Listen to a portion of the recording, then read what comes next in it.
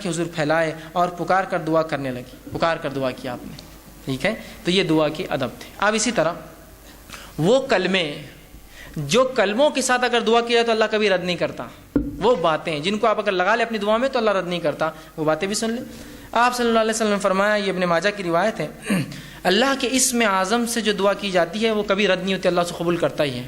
ویسے تو ہر دعا ہو رہی ہے لیکن اس میں اور مکمل اور مضبوط کام ہو جاتا ہے اسم اعظم.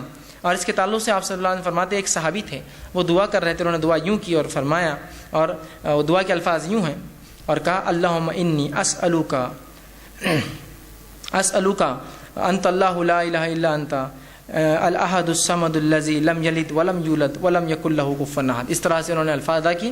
آپ صلی اللہ علیہ وسلم نے کہا اس نے اللہ کے اسم اعظم سے دعا کی، اس کی دعا تو رد نہیں ہونا ہے. اب کوشش کریں کہ آپ جو اسم اعظم سے. اسی طرح قبولیت کے دعا کے دیگر کلمات درج ذیل ہیں، بہت سی اور دعائیں جو آپ کر سکتے ہیں، یا وہ کلمات جن کو آپ لگا لیں سے دعا قبول ہوتی ہے. اس میں سے ایک یہ ہے جس کو آپ صلی اللہ علیہ وسلم فرماتے ہیں اور کہا کہ جو شخص یہ پڑھے اپنی دعا کے اندر لا الہ الا انت سبحانک انی کنت من الظالمین، جو یونس علیہ السلام نے کی، اور اس کے بعد دعا کرے تو آپ فرماتے ہیں پاک ہے، ظالموں سے نہیں ہوں. اس کے واسطے سے جب بھی کوئی مسلمان دعا کرے تو اللہ اس کی دعا قبول کرتا ہے. تو یہ کلمات ضرور پڑھے اپنی دعا سے پہلے اور اپنی دعا کریں، ٹھیک ہے. یہ دعا بھی اللہ رب العزت قبول کرتا ہے. اسی طرح آپ صلی اللہ علیہ وسلم تیسری چیز بتائی دعا قبولیت میں جو کلمے آپ جوڑے، اس میں سے یہ آپ نے فرمایا اور کہا، جامع ترمذی کی روایت ہے کہ جب تم دعا کرو تو یہ الفاظ کہنا مت بھولنا، یا ذوالجلال والاکرام، بار بار کہنا اس میں یا ذوالجلال والاکرام. تو آپ نے فرمایا یا ذوالجلال والاکرام کے الفاظ کو اپنی دعا میں لازم پکڑو،